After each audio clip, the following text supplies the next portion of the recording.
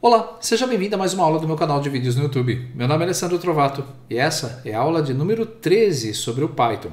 Nós vamos falar sobre outros dois tipos de dados muito importantes no Python, tuplas e dicionários. Você vai ver, igual ali a aula passada, que existem vários tipos que manipulam listas no Python. Depende muito da necessidade que você vai precisar.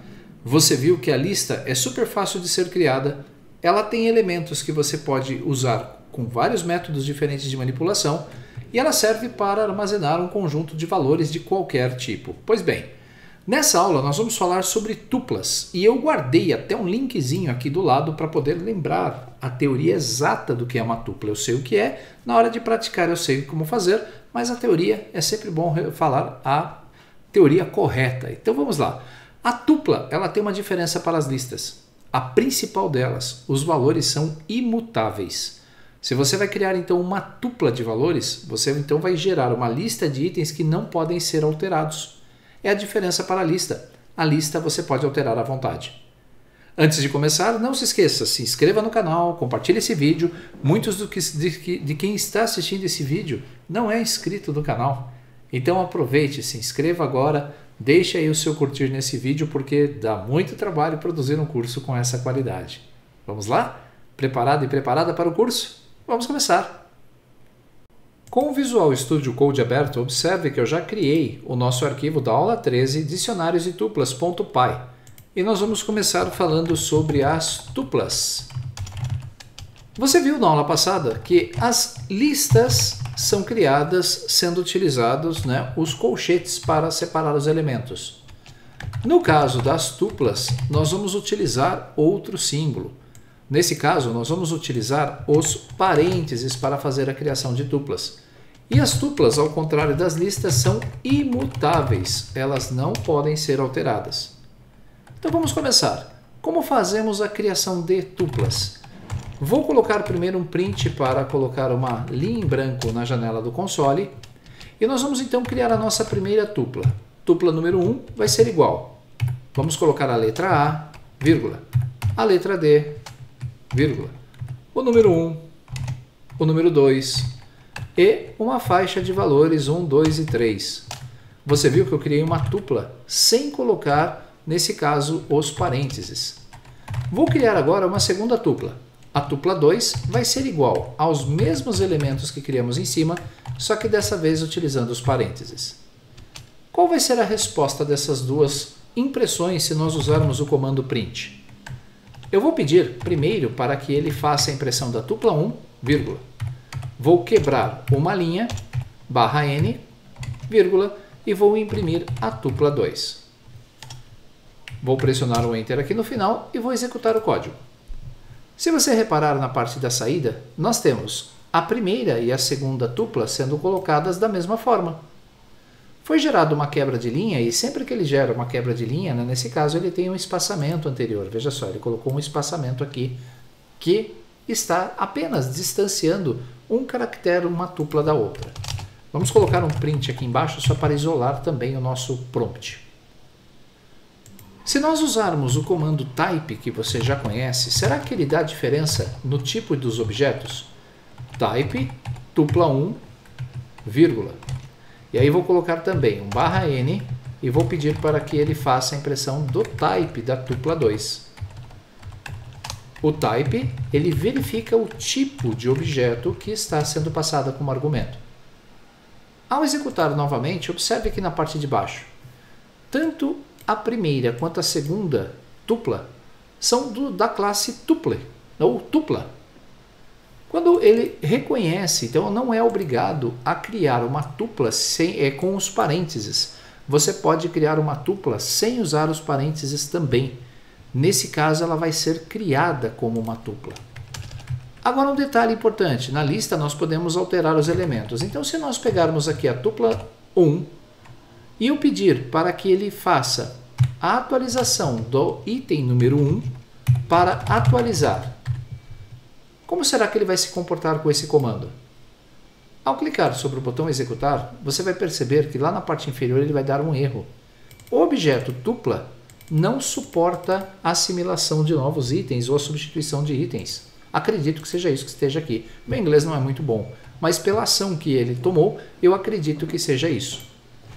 Então nós não conseguimos trocar os elementos da tupla. Eu vou comentar esta linha de código. Se eu quiser criar uma tupla de um único elemento, veja só, tupla 3 é igual a meu nome, Alessandro. Se nós dermos aqui um print, type tupla 3, você vai perceber que ao executar esse código, na parte inferior você vai ver que não é uma tupla, é uma string. E aí você vai ficar na dúvida, por que ele fez isso? Nós estamos aqui criando uma variável, tá? Não é uma tupla. A tupla você vai precisar colocar mais de um elemento e vai precisar declará-lo entre parênteses. Dessa forma que nós fizemos a atribuição, nós estamos atribuindo apenas uma string para uma variável. Então, ao invés de tupla, ele criou uma variável. Por isso, preste bastante atenção quando você for fazer essas criações. Se você quiser criar uma tupla vazia, como fizemos na lista para poder adicionar elementos, você pode simplesmente digitar aqui tupla 4 é igual e vamos abrir e fechar parênteses. Se eu der aqui um print na tupla 4, nós vamos visualizar na parte inferior que essa tupla está vazia, não há elementos nela. Como é que eu faço para colocar valores nessa tupla? Será que funciona? Se eu pegar aqui tupla 4, índice 0 é igual, vamos colocar aqui o nome do Alessandro. Se eu der agora um print na tupla 4, executar esse código, observe, vai dar erro também. Ele não consegue assimilar um valor. Então, bastante atenção quando você estiver fazendo as manipulações das suas tuplas. Se você precisa de um objeto que permita a adição de valores, utilize uma lista ou um dicionário, que é o assunto que nós vamos falar já já.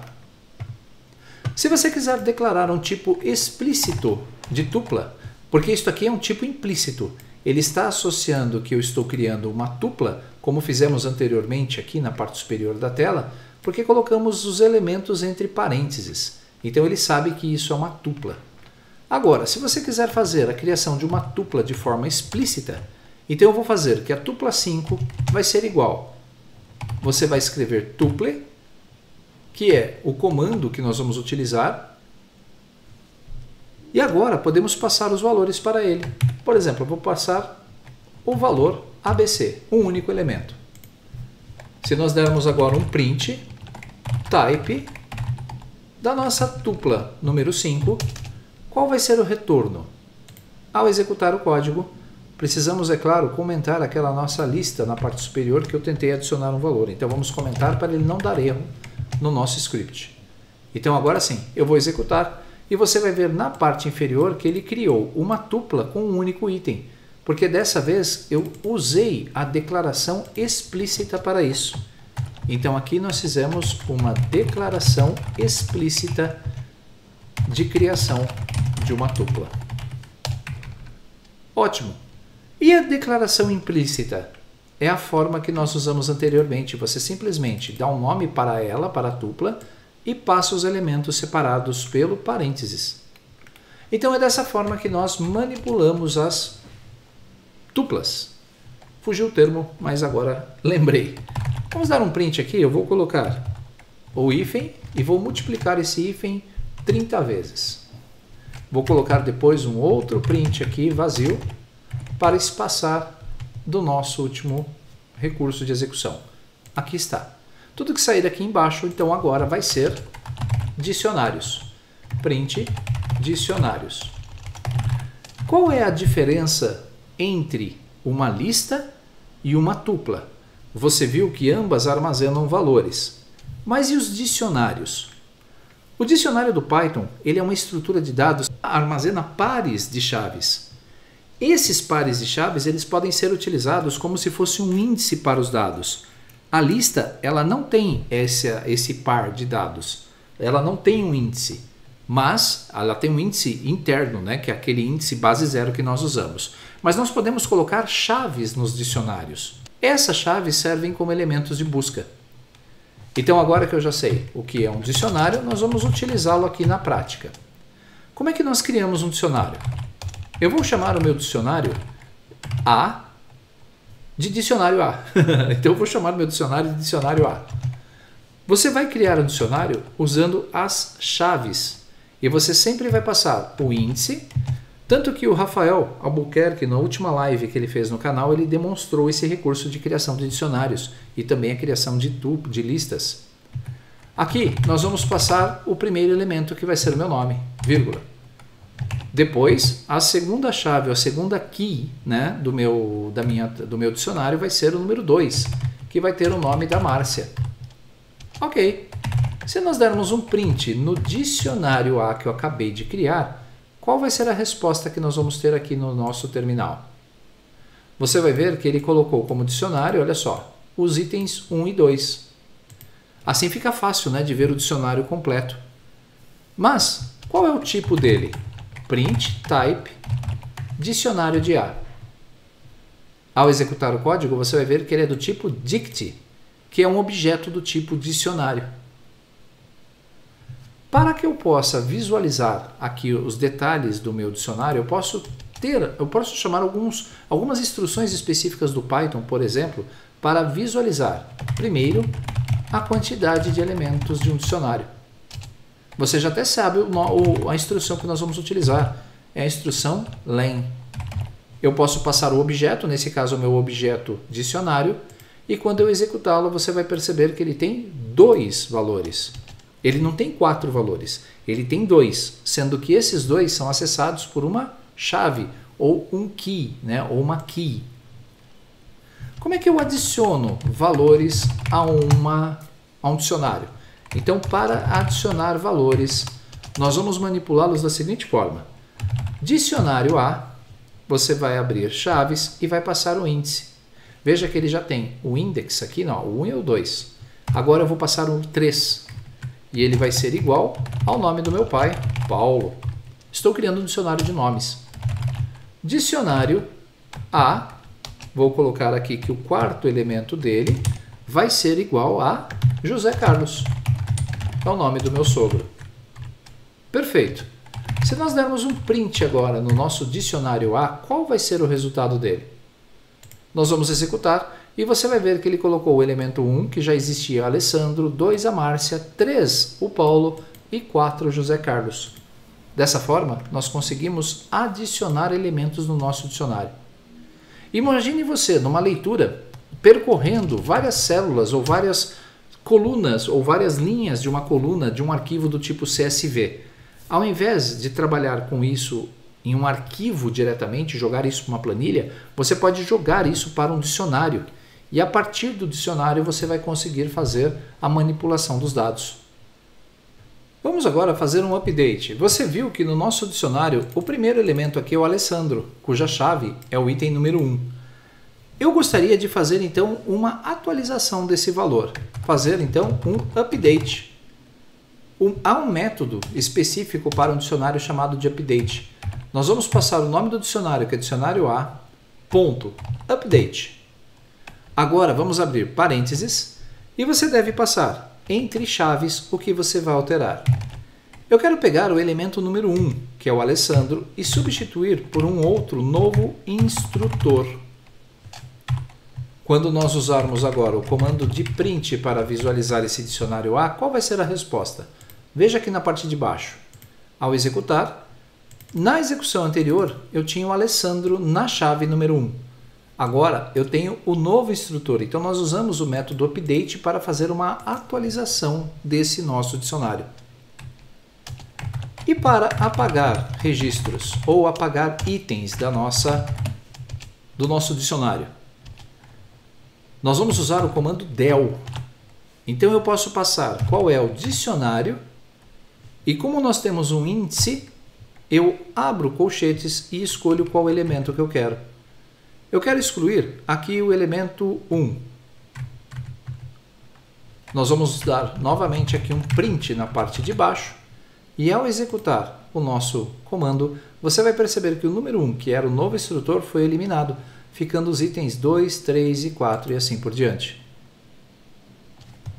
Há comandos específicos que você pode listar os itens de dicionário rapidamente. Então, por exemplo, você vai dar um print e vai escrever keys, que são chaves.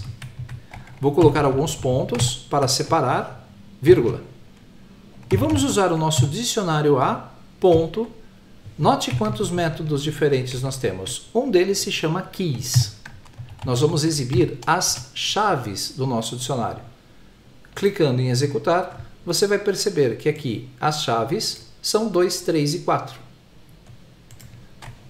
Temos também a possibilidade de imprimir quais são os itens, do nosso dicionário. Vamos colocar aqui entre parênteses os itens. Vamos colocar alguns pontinhos para ficar igual ao anterior. Vou dar um ESC, 2 pontos, vírgula. Chamamos o nosso dicionário, ponto. Note que há um método aqui chamado de itens. E aí eu posso abrir e fechar parênteses para que ele possa listar os itens. Executando novamente, note que agora nós tínhamos as keys, que são as chaves, e agora os itens do meu dicionário, ele mostra todo o conjunto.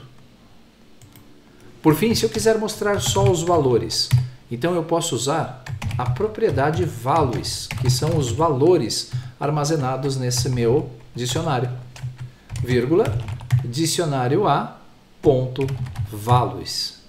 Abra e feche parênteses para chamar o método. Você tem 3 tipos principais de dados para trabalhar no Python. Eu vou salvar esse nosso script pressionando Ctrl S e você vai praticar um pouco esses conceitos fazendo uma revisão na aula de listas e também fazendo uma revisão nessa aula de dicionários. Na próxima aula nós vamos começar a trabalhar com as estruturas do Python, estruturas de repetição do tipo while, do tipo for. Temos vários itens que podemos trabalhar dentro dessa estrutura e logo nós já poderemos estar montando os nossos primeiros scripts utilizando bibliotecas aqui no Python. Parabéns pela conclusão de mais uma aula sobre o Python. Lembre-se que o mais importante de todo o processo é a prática. Por isso, reserve um tempinho para que você possa refazer essas aulas anteriores do curso, para que você possa assimilar mais detalhes a respeito desses recursos dessa linguagem. Nas próximas aulas nós já vamos começar a falar sobre as estruturas de repetição, as estruturas de decisão e alguns recursos adicionais que você vai utilizar no seu dia a dia aí com o Python. Então prepare-se, tem muita coisa boa ainda vindo pela frente. Não se esqueça, curta esse vídeo, compartilhe esse vídeo nas suas redes sociais e você que não está inscrito no canal e chegou até esse vídeo, se inscreva. Até agora já são mais de 1.170 vídeos publicados, eu tenho até que pensar um pouquinho no número porque é bastante vídeo. Tem muito material de estudo aqui para te ajudar na sua formação. E se quer receber certificados e ter acesso a um conjunto de cursos que oferecem suporte técnico, que oferecem também um ambiente mais estruturado de estudos, então acesse o meu portal de treinamento, cursos.alessandrotrovato.com.br. O endereço vai estar aparecendo aqui embaixo da minha imagem. Espero que tenha gostado então dessa aula, espero que goste das demais. Não se esqueça, estude, pois o estudo vai fazer com que você vá longe. Grande abraço, até nosso próximo encontro.